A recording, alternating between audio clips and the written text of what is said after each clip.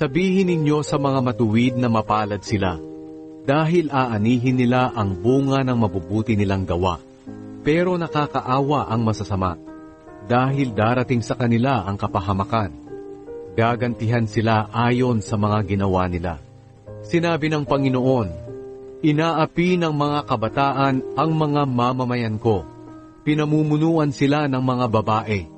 Mga mamamayan ko, nililin lang kayo ng mga pinuno ninyo. Inaakay nila kayo sa maling daan. Nakahanda na ang Panginoon para hatulan ang kanyang mga mamamayan. Hahatulan niya ang mga tagapamahala at mga pinuno ng mga mamamayan niya. Ito ang paratang niya sa kanila. Sinira ninyo ang aking ubasan, na siyang aking mga mamamayan.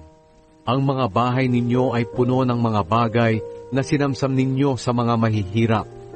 Bakit ninyo inaapi ang mga mamamayan ko at ginigipit ang mga mahihirap? Iyan ang sinabi ng Panginoong Diyos na makapangyarihan.